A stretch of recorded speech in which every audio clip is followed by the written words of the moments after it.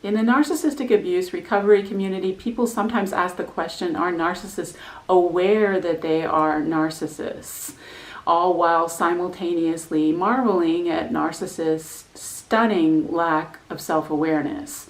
Psychological studies have shown that though narcissists may not identify with external labels like narcissism and narcissists, they do rate themselves very highly on certain narcissistic traits, such as arrogance, for example, which is confidence without merit, because they tend to view those traits positively.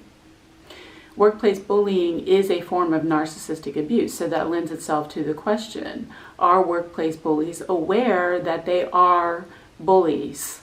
I argue that in addition to their complete lack of boundaries and lack of empathy, workplace bullies, like narcissists, also exhibit an astonishing lack of self-awareness. A lot of workplace bullying may seem strategic, planned, calculated, premeditated. It's not. These people are on autopilot. There's not a lot of thought that goes into any of this. Like all narcissists, workplace bullies are stunningly superficial people with absolutely no depth. Workplace bullying is just this whole knee-jerk reaction, this attempt to self-medicate whatever anxiety or other inexplicable weird emotion that workplace bullies feel, sometimes just in the physical presence of the target alone, that due to their lack of self-awareness, even they themselves cannot understand. It is a kind of cognitive dissonance, however.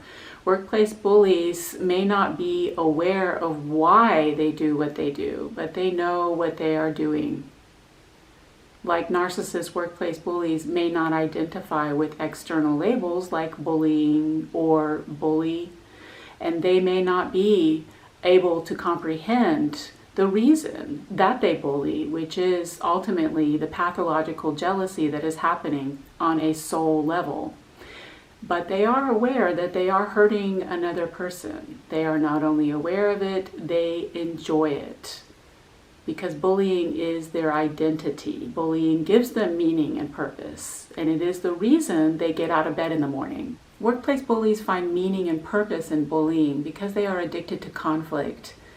In high school English, we learned there are 3 types of conflict: man versus nature, man versus man, and man versus himself.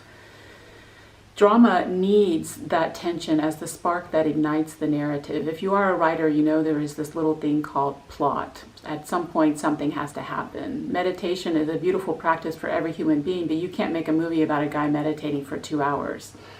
As adults, we learned to keep that drama on the stage, on the screen, or in the books. That's the Greek concept of catharsis. Artists bleed for us so we don't have to. Workplace bullies never learned that. One of my theories about workplace bullying is that bullying is an addiction. Workplace bullies are addicted to conflict, drama, tension, and strife. It makes them feel alive, and they don't know they are alive without it. As narcissists, workplace bullies are the proverbial tree falling in the forest. They really don't know they exist at all without attention from other people. And they'll take attention any way that they can get it. In the mind of a narcissistic workplace bully, there is no such thing as bad attention.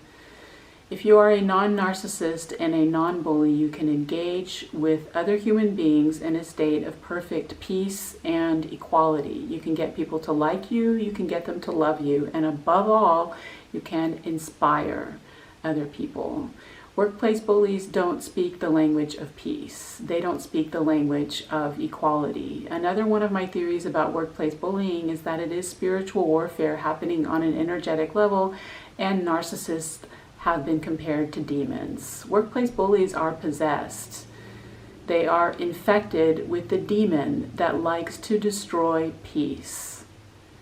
Workplace bullying is throwing rocks into the surface of the water, poking the bear, or destroying the anthill just to see what happens. The lack of insight goes hand in hand with workplace bullies' lack of remorse or guilt for what they do, which is ultimately to endanger the life of an innocent person by separating that person from income and thus the ability to survive at all. Workplace bullies don't feel remorse for what they do because it's normal to them. Knee-jerk, autopilot is just what they do. which explains why they are so surprised by your perfectly understandable negative reaction to their bullying, and why after bullying you, they still care about what you think of them and come back as though everything's normal, everything's fine, nothing happened, and expect a close personal relationship with you, a friendship, and even sexual relationship. Anyone who's ever dealt with a narcissist has complained that they feel as though they are dealing with a 3-year-old child. In 30, 40, 50, 60 years, none of these people have ever evolved enough to put away childish things and challenge and overturn the status quo, the existing paradigm, to reorganize and restructure the system that is not working. Workplace bullies need a timeout and a 10-year Mercury retrograde to rethink a new way of being in the world. Workplace bullies' spiritual immaturity is ultimately a failure to go within. I think it's interesting that all of this is happening in the workplace, all while workplace bullies consistently fail to do the only work that actually matters in this life, and that is the inner work. For narcissistic workplace bullies, who are almost always 100% externally focused, it's always easier to focus on another person than it is to focus on oneself. These people could live to be 100, and they will never, not once in their entire lives, turn around and confront themselves. Workplace bullies are people who are too immature and insecure to take radical accountability, responsibility, and ownership of their own issues. Why would they? They can always project them instead. And guess who makes the perfect target? You make the perfect target because in their minds, you're not innocent. In their minds, you are the origin of their original trauma and wounding. It is a cliche at this point that people bully people who remind them of someone who hurt them. These are clearly very damaged people.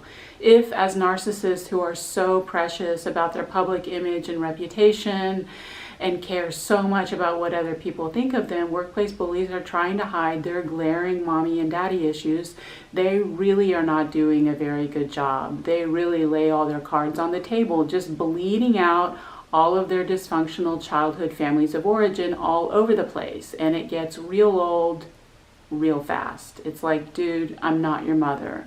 If you're a non-narcissist and a non-bully, you go into the workplace for one reason and one reason only, and that's money. You suit up and show up, you do your job as outlined in your job description, collect your paycheck, and go home. Workplace bullies' identity, their life, soul, mission, and purpose is not so much in hurting you, but in using the workplace as a forum, as a stage, if you will, for resolving their unhealed childhood trauma and wounding. Long story short, they need counseling. It's like, dude, I'm not your shrink either. So that's a summary of a point I want to make about bullying being an identity as a cause of workplace bullying. If you'd like to read more, I've written an essay on workplace bullying. It's on my website. That information is in the description. The reason I create this video series is to establish a forum where targets of workplace bullying can share their stories and experiences in a kind of support group. So you can know, number one, you're not crazy. Workplace bullying is real and your feelings are perfectly valid and justified. And number two, you're not alone.